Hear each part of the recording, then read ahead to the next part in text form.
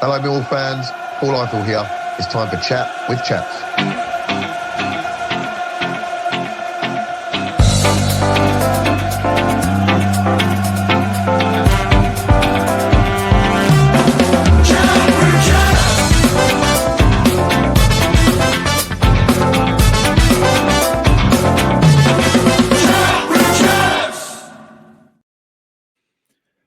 Post-match analysis for Chat with Chaps, where it's just finished. Plymouth Argyle 5, Millwall 1. Summarise that, eh? Wow, what a bad day at the office. Look, I think it's a really weird feeling. Like, I don't know. Yeah, of course I'm pissed off. I'm angry. I mean, it was as poor a performance I can remember. But it's just so Millwall-like, and it was such a weird game. As bad as it was, and it was bad, to me it wasn't a 5-1 game. We gifted 4 of the goals. I don't feel like Plymouth had to be that good to beat us, and that's the most disappointing thing.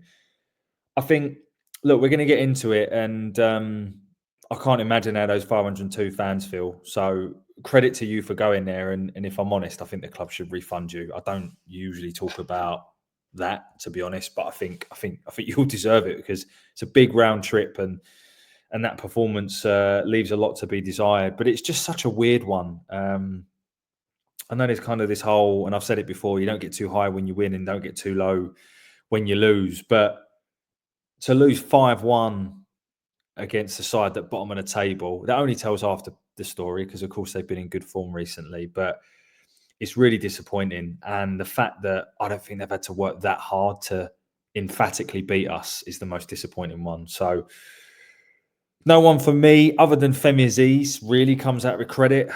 I thought Negley looked okay in the first half. Connolly tried and huffed and puffed, but other than that, I thought the rest of the team were awful.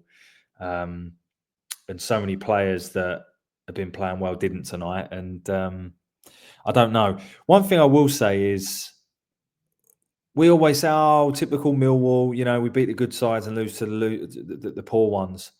How many managers is that under now? Like, what does that say? You know, that every single manager seems to have this problem. Is that on the players? I don't know. Anyway, look, let's get into it as we normally do. I'm going to try and keep this one short and sweet. I mean, it won't be sweet, so I don't know why I said sweet. Try and keep my emotions in check. I don't think I've ever recorded one of these after a 5-1 loss. But look, we'll start with the team that started the game. So I will be honest, right off the bat, it's easy in hindsight to say what team should have been picked. So based on the fact that, for me, Aziz probably couldn't go again, based on the fact that I felt Kundal probably could, and he's had 2 decent games, other than maybe the goalkeeper, it's probably the team I would have picked. It's hard to change the goalkeeper, but I don't think you could say he was dropped, because it wasn't his position to be dropped from. At the end of the day, Lucas Jensen's the number 1 goalkeeper.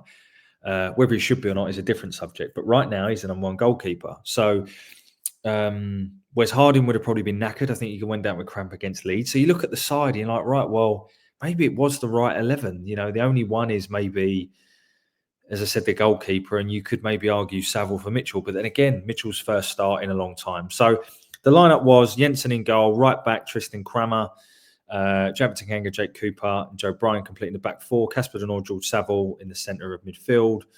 On the right-hand side, Kamil Negley. In the centre, behind the striker, Luke Kundal. On the left-hand side, returning Aaron Connolly, and of course, Ivanovic up top. Not making excuses, but there's a lot of miles done by the players. You know, I think that they went away to Leeds. Obviously, really good result, really good performance. Leeds then come out and smash the team yesterday. And then we've done the reverse, right? I mean, to go from sort of, you know, here to here and then down to here, it is a lot of miles. I'm not defending the players at all. I think some of the performances tonight were pretty poor. But I think it's worth mentioning the observation. So look, I thought the first 5 minutes we just looked really, really, really shaky. And then, of course, they had, to be honest, they had a free kick on 2 minutes where the ball was pumped into the box and we lost the first contact in our box. And again, that's very un-Millwall-like. And then it just went downhill from there. We can see 2 goals in the opening 10 minutes, an own goal and a penalty. And yeah, we've not had the rub of the green. So the first goal, there's so many errors in this. Crammer gives the ball away to start with. They then break forwards. The cross comes across the box. Cooper doesn't deal with it. And then it sort of hits Joe Bryan. Lucas Jensen's far too slow to get down. They're 1-0 up. And we have basically given them that goal. We've given them the ball. They put a cross in and we put it into our net. We have given them that goal. The second goal, the penalty, just takes any possible momentum out already. I'll be honest, I'm not just saying it. Plymouth fans, you let me know. I think it was a really soft penalty. Again, that second penalty in 2 games conceded, both soft. Yes, Denor raises his leg, but at the end of the day, the player's sort of ducking down, bowing down to head the ball. You know, it's one of them that's probably a free kick, but not a penalty. I mean, I've seen that happen on football pitches and the ref's not even given a free kick. So for me, look, it's not changing the well, I don't know, might have done, but you find yourself 2-0 down in 10 minutes. I'm never going to criticise a goalkeeper for not saving a penalty. So I'm not going to say anything on that one. But you're 2-0 down. We have a shot on 17. But we just look so off it, didn't we? You know, it was just such a poor performance. Crammer couldn't pass the ball. You know, every time he took a throw in, it was a foul throw and it wasn't given. Negley took a few corners. He had one that was all right. The rest, you know, were terrible. And it was just, they then basically sat behind the ball for the rest of the first half, didn't they? And they were like, you break us down. They gave us 70% of the possession in the first half. And it was always going to be a test of, can we break them down? Now, to me, this is where manager has to take a little bit of responsibility because it just wasn't working in that first half. You know, we had 30 odd minutes to try and break them down. It didn't happen. So to me, you make changes at half time. We don't. And then we quite quickly find ourselves 3-0 down. Again, just terrible between Joe Bryan and Jake Cooper. I don't know about Lucas Jensen's positioning in the goal, by the way, either. I don't really remember. I don't think Bundu's shot's that far in the corner. But it's just so easy. He's able to turn and there's 3 players around him. It's just a long ball punted forward. We don't deal with it. Bundu turns, scores. It's 3-0 up. And then it's 4 minutes, 4-0 up a couple of minutes later, which is just so poor. You know, between Tanganga, Saville, Cooper, and then Jensen, who just makes it easy and goes down to ground and gives him the whole of the goal. There's how on earth that goal has gone in. I mean, to me, the first 2 goals are gifted to him. The 4th goal certainly is. The 3rd one, we could have done a lot better and we just looked defended lethargically. Yeah, we get a goal back, but then they go down at the other end and score again. And it was just Sunday League stuff at times, wasn't it? You know, the 5th goal, corner comes in. To be fair to Jensen, thought he had a terrible game, but he makes a good double save. To me, doesn't quite have 2 hands on the ball. I know he's claiming that. And then they poke it home. They just wanted it more. You know, this is a side that, yes, they're on the up. Yes, they're in form, but they've had 1 day's less rest. And they just seem to be sharper, fitter. I think you just have to put it down to a really bad day at the office for both players and manager, because the manager, to me, hindsight's a wonderful thing. I don't know if I can necessarily criticise his starting lineup, but I can criticise the fact he didn't come into action a little bit quicker with changes in the second half. And by the time they got that 3rd goal in the second half, it was game over. It was done. We were never coming back from that. And the challenge is we don't really come back from goals and games that we're losing in, do we? And that is a real challenge that Alex Neil needs to address. But you go 2-0 down in 10 minutes and it's how do you respond? And to me, we didn't. And that has to be on the players. You cannot continue to condone and justify it being the Millwall way, losing to teams that are at the bottom end of the table. Really poor. I think the only positive tonight there are 2 positives tonight. So for me, they are Femi Aziz. Thought he looked sharp again. Assuming he couldn't go again after Saturday, which is totally fair enough. And the second positive is, West Brom lost, and is that a positive? Because they'll be looking to bounce back on Saturday. I mean, the players' RS performance on Saturday, and particularly those 502 fans, it was just so poor. Every single player was terrible. Crammer couldn't pass the ball. Cooper, it was almost like, it was an interview of him in the week, and he was talking about he's doing a sports science degree, and he was spending all of his spare time doing it. It was like he was doing it on the pitch. Tanganga, the amount of times he'd hit the ball long, and it was just going nowhere, and had an involvement in the fourth goal. Joe Bryan, seemed to be back to his defensive frailty. He's not the only one, so you can't sit here and pinpoint him. Saville, I've seen some stuff on Twitter, by the way, on Saville tonight, and he seems to be the one because he laid down for that other goal last week, which I'm not condoning, but he seems to be the one that the fans are going after at the minute. Wasn't very good at all, but he was no worse. And to me, Casper Denort also was not good tonight. I think that penalty was harsh, but I don't think his overall game was poor. Sorry, I do think his overall game was poor. But Connolly huffed and puffed and tried, but nothing just come off for him. Plymouth deserved the win, don't get me wrong, but they did have the rub of the green. A lot, even like the odd bounce, it would just go for them. It just wasn't our night. And sometimes you have to the best thing to do is to say it wasn't our night and we move on. Tonight just proved that we are not a playoff side. I talked before about why couldn't we get in the playoffs? Well, you saw tonight. I thought Ivanovic looked like a lost puppy up top. He got bullied by 3 very physical centre backs, but there was no one else available on the bench. Don't know where Lovelace is. Don't know where Langstaff is.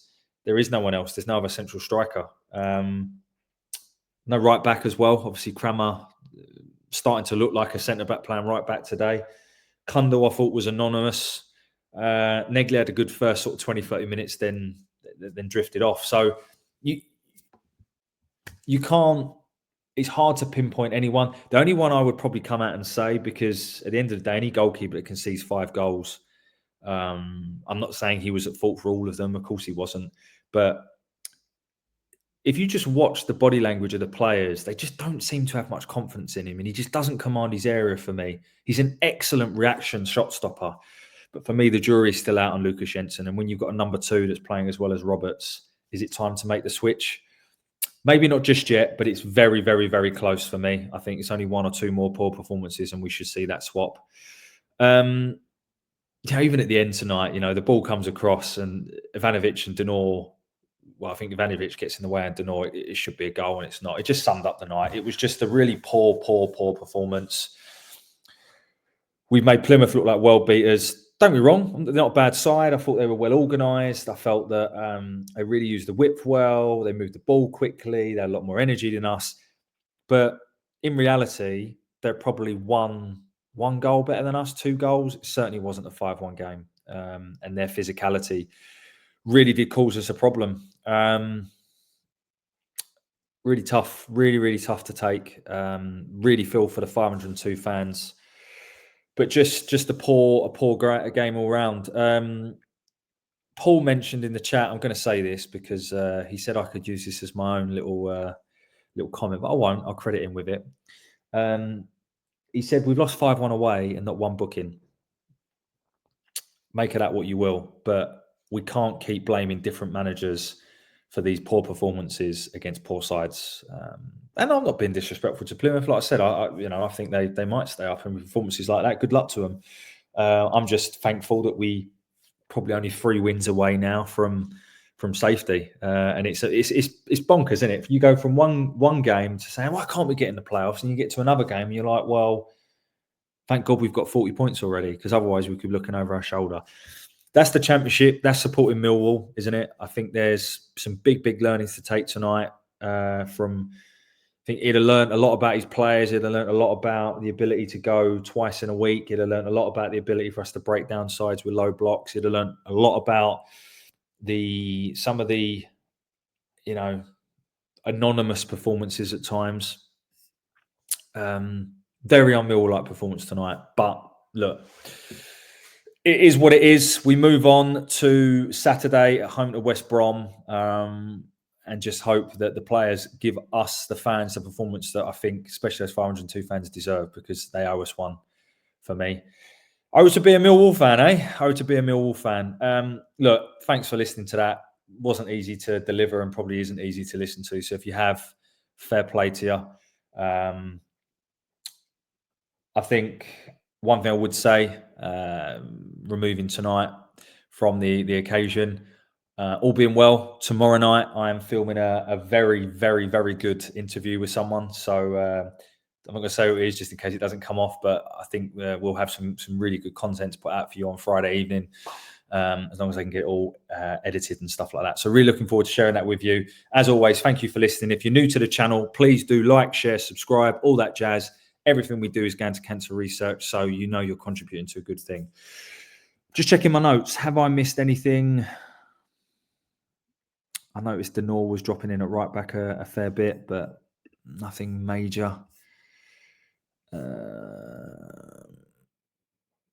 Yeah. No, the only thing I would say is I've seen so much on Twitter and social media of people kind of losing their head, and I understand it. I get it. But I think this is just another day in the life of being a Millwall fan. And I'm not condoning it and not defending it, but I think it's one of them. Don't get too high when you win and don't get too low when you lose. Yes, appreciate it was a 5-1 thumping. I understand that. And I'm as disappointed as anyone. But some of the personal digs and comments and players who never play again, I don't know. I'm just not for it. But that's football. And I'm going to stop rambling. So enjoy the rest of your evening if you can. And hopefully I'll see some of you down again on Saturday. Thanks as always for listening. And of course, bye for now. Hi, it's Steve Morrison here, and you're listening to Chat with Chaps, chatting Millwall, come rain or shine.